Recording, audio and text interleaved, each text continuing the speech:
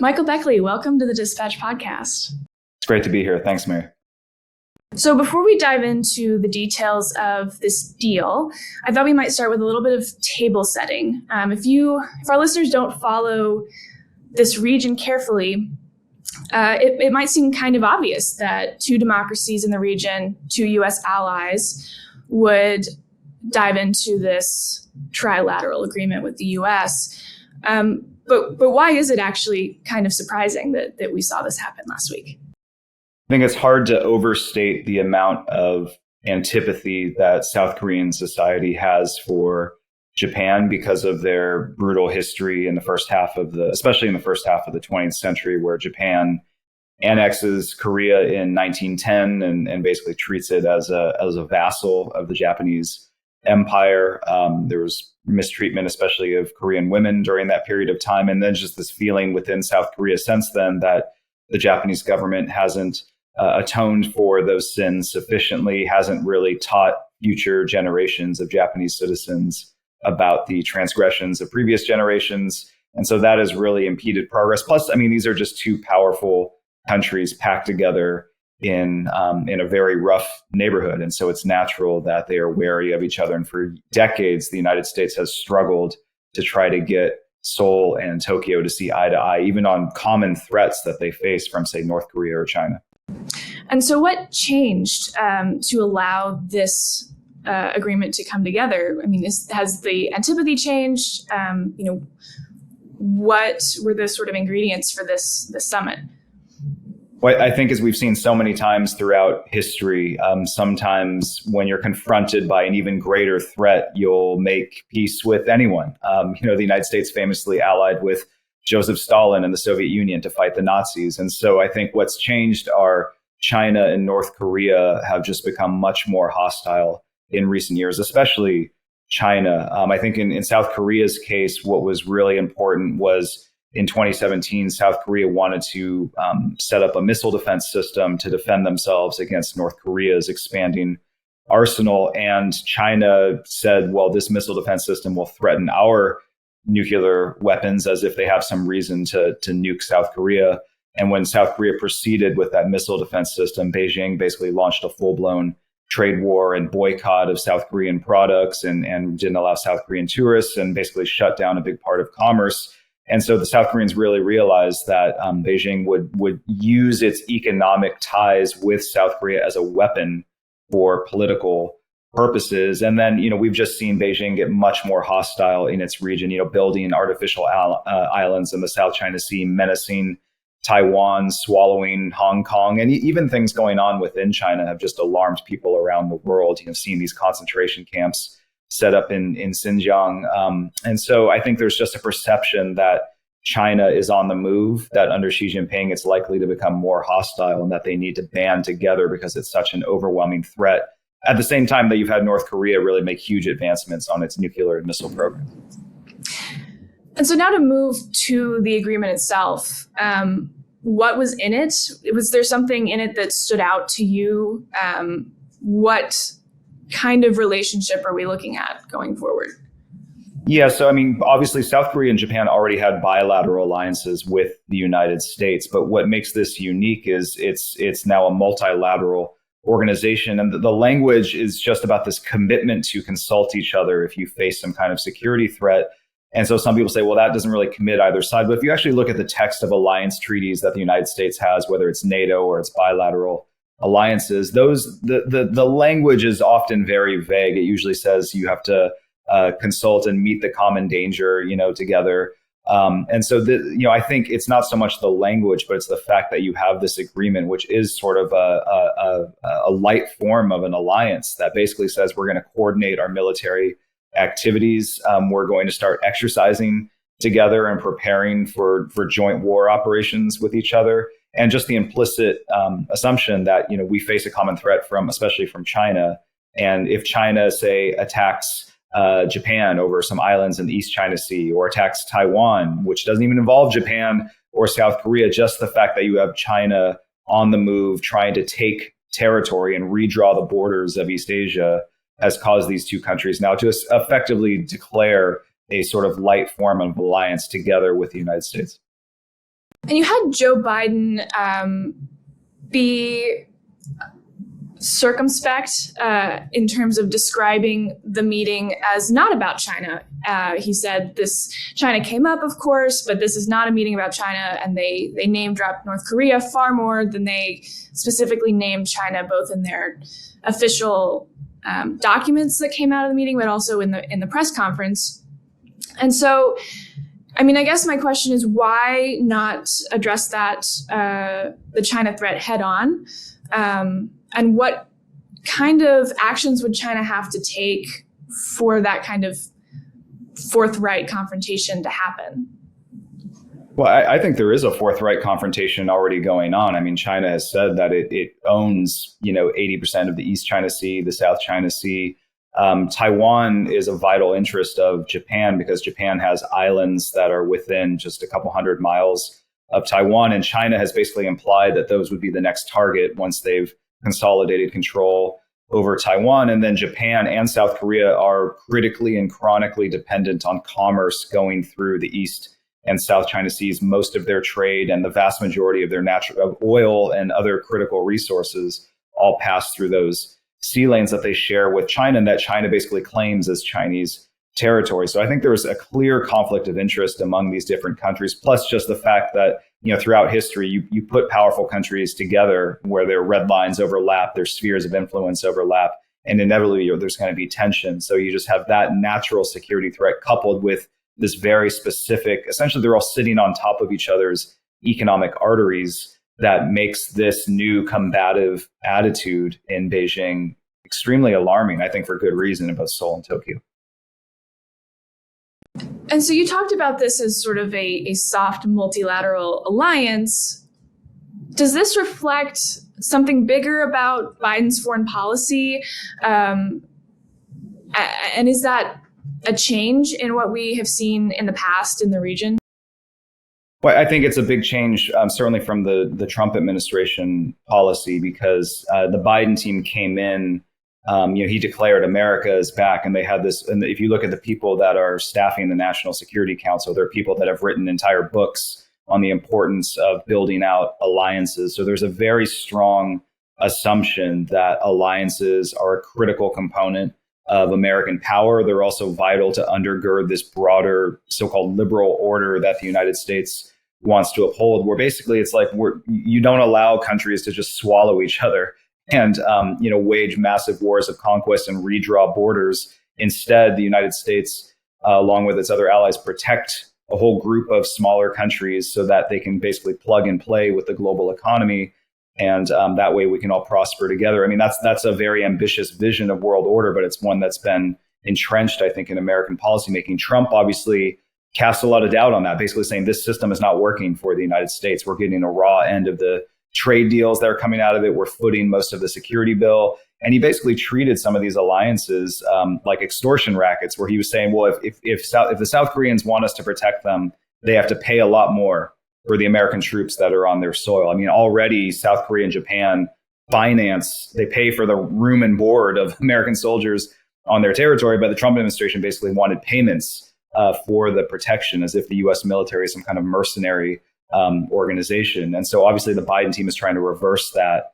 And this is very much part and parcel. I mean, you can see what they've done with AUKUS, bringing in Australia, and really just trying to show that the United States will uphold its alliance commitments. So we just had last night the first GOP primary debate. China didn't get a lot of airtime, but it also was pretty clear that most of the candidates see China as the number one threat to the United States. Trump obviously wasn't there.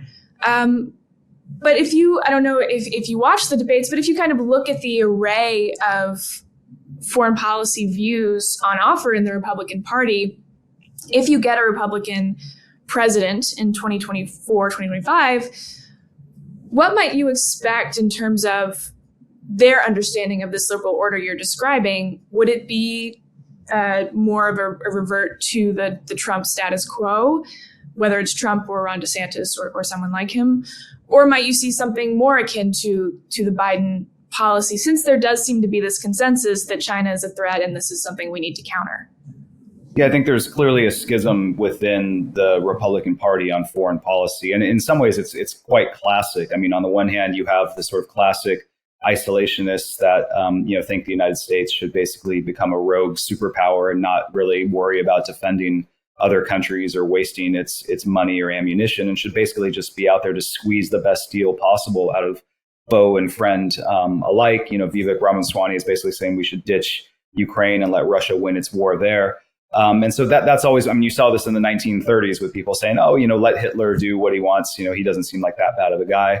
And then you also have, conversely, the engaged sort of, some would say, neoconservative wing of just traditional, American power, the sort of Reagan vision of strength and diplomacy, and the United States really flexing its muscles as a hegemonic actor abroad that's really providing security and trying to craft an international order. And so I think you see, Nikki Haley is probably the best representation of that. It seems like Mike Pence also embraces that. And so I think this is a critical battleground, not just because one of these people could be president, but even if, say, Biden or some Democrat is reelected, I think the Republican Party needs to figure out what, in terms of foreign policy, do we have a united stance? And I think they reflect fundamentally different worldviews about what the United States is. The isolationists basically think, well, we're here to basically, maximize jobs and liberty for American citizens. Whereas this whole other wing says, well, the United States has a unique role to play in the world, just given its power, its geographic position, et cetera. So it's fascinating to watch it play out. I think you saw a microcosm of that in the debate last night.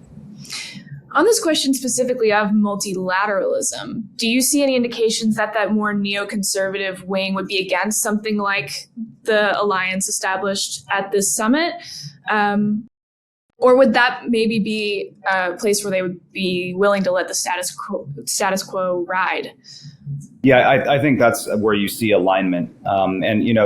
We are talking about one of the few bipartisan issues, as it's often said in Washington, which is getting tough with China, and the debates are really over tactics. And even within that, I think there's a fair amount of consensus that the best tactic would be to marshal all of these alliances to encircle China and contain it, rather than try to take on China alone. And Beijing just seems intent on helping that strategy come to fruition with its belligerent behavior. I mean, something like this trilateral that we just saw would not have been possible if Beijing hadn't ridden so hard on especially South Korea. I don't think AUKUS would have been possible if Beijing hadn't launched yet another full-blown trade war against Australia for merely calling for an investigation into where COVID came from. I mean, just the number of own goals by this Chinese regime is pretty astounding.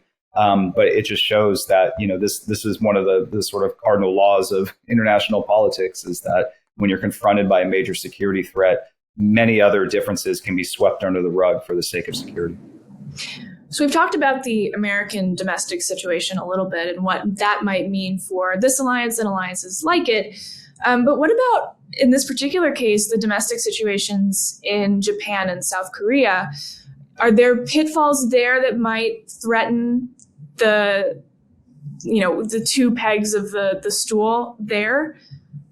That's a fantastic question. And I agree. I think this is not a foregone conclusion. So, it's easy to get the summit, you just have to get the leaders together, but to actually get public buy-in, and I would add the United States to that as well. I mean, I think there's a big part of the American population that embraces that idea of why are we still upholding Cold War era alliances and policing the globe and trying to be globocop when we have all of these crises and economic problems, at least among certain parts of the population here at home. So in Japan, there's a long history of pacifism, obviously, and it remains popular. This idea that we can't be a normal country because of what we did in the first half of the 20th century, and we certainly don't want to remilitarize now. And in South Korea, there's a huge part of the population that's like, well, we still need economic ties to China. We are very close to China. A lot of our businesses depend on access to the China market. And so there's only so far we can go confronting Beijing in the security sphere. Plus, our main adversary is actually North Korea, and we need to focus on that and can't get too overstretched siding with the Americans in their new Cold War against China. So I think even though anti-China sentiment is rampant in all three of these countries. In Japan, China's unfavorables are above 80%. And I think it's the same in South Korea. And one of the most interesting polls I saw showed that more South Koreans dislike China more than they dislike Japan at this point, which is incredible given the historical baggage that we talked about earlier. But can you translate just hatred of China into support for ambitious foreign policies that could come with severe economic consequences, if not, potentially military or hostility or tensions in the region? I think that remains to be seen, and it's going to require a lot of leadership, frankly, on behalf of all three governments now to take this agreement and sell it to their people. One of the pitfalls that I have seen mentioned is with this deepened security alliance, this deeper information sharing, the risk of hacks and this question of information security. If you're sharing intelligence, you want to make sure that that intelligence is secure. And a couple of weeks ago, the Washington Post reported that there had been this fairly severe hack by China against Japan's defense ministry, so bad, in fact, that U.S. officials flew to Japan to tell the defense minister in person. So you have that on the one hand, and then you also have incursions by North Korean hackers that we saw this week had been ongoing, trying to gain information about the recent exercises, bilateral exercises between the U.S. and South Korea. So do you see that as a potential pitfall, or is the fact that they signed these agreements proof enough that they feel confident in the security of the information that they're sharing? I don't think the hacks will disrupt the diplomatic agreement. If anything, they probably fan the flames of rivalry that are generating the demand for these new security structures. The idea that China is just tapping into all of our vital networks. It's been uncovered that they have basically put in backdoors into critical infrastructure in these countries, presumably so that if there's a war, they can take down electricity grids. I mean, it just shows a level of hostility and distrust between these countries and China that I think is further cementing the alliance among the United States and Japan and South Korea. But I just think there's obviously crisis and stability risks because, in the cyber age, you can really do severe damage very quickly to another country and really impose severe pain on their population. And that then heightens the fear that if you don't act first, that the other side will get a one up on you. And so that obviously can escalate crises much faster than if you didn't have the cyber weapons. But in terms of how it's going, the political warfare attempts on that Beijing has tried to marshal, I think have been tactically effective, like they've been able to hack into systems, but strategically counterproductive because they've just alarmed everyone and pushed all of China's enemies even closer together because there's just such a blatant signal of hostile intent from Beijing. So I'm curious if you have seen anything in the response from China and North Korea to this agreement leading up to the summit. Thursday night before the Friday summit, there was this flotilla of Russian and Russian and Chinese ships that floated off the coast of Japan. The same thing happened across the Pacific, off the coast of Alaska earlier. So is there anything in the reaction after this summit that has surprised you, or is it a typical North Korea-China playbook? I would say the latter so far. It's basically been a bigger version of stuff that we've already seen. And so, I think that's basically what they had ready to go at the time. And so that could be sort of the initial reaction or salvo to show their displeasure with these developments. But, I think it would be a mistake to view this as sort of like tit for tat. You can focus on a specific reaction to a specific provocation, as opposed to this is all part of a broader cycle of each side ramping up the militarization. From China's perspective, these kind of alliances, which the U.S. views as sort of a vital insurance and security barrier, China, of course, views this as hostile encirclement, and they're not wrong about that. But I think they also discount the extent to which their own behavior has triggered this. These countries aren't just doing this for fun. I mean, they're doing it an obvious reaction to Beijing's actions. So, in other words, we haven't seen the end of this. You had the initial response, let's do some exercises, a show of force. But I would bet that, I think it's likely somewhere down the line that China is going to be supplying Russia with a lot more material support in the war in Ukraine. I think what we've already seen, where you have China and Russia colluding with Iran, North Korea, Belarus, trading around weapons to help each other out, developing back channels and basically really coalescing into this sort of land-oriented central autocratic axis. I would expect that to intensify in reaction to these alliances that the United States is standing up. And unfortunately, this is just what we tend to see in world politics. Once these geopolitical fault lines get drawn, there's this period of really where they become rigid blocks arrayed against each other. And so I think at this point, I'm someone that feels, I take a very pessimistic view. I think the best we can hope for is a sort of Cold War style standoff between this emerging Russia-China axis and the United States and its allies. And we just have to hope that, each side can deter each other from turning it into a hot war. And what kind of event do you see triggering a hot war? Is it an outright invasion of Taiwan, for example, or is it some kind of military mishap? The Chinese have buzzed American planes and cut in front of U.S. ships. Is it an accident on that smaller level where, their provocations go a little bit too far and someone gets hurt? Or is it something bigger like an invasion? I don't think history shows, I don't think wars happen by accident. So in other words, they happen because of a deliberate decision by one side. So a lot of people look at World War I, which they think started because the Archduke, of Austria-Hungary of Serbia is assassinated. But those kind of provocations, they're like streetcars. If it's not this one, there's plenty of others that you could always find. It was actually the deliberate decision by the Germans to want to wage a massive war across Europe to establish their hegemonic position there. And I think the same thing would be true in East Asia. So I worry that China, wants to take back Taiwan one way or another. All Chinese leaders have made it clear that it's just a question of when and how, not a question of if.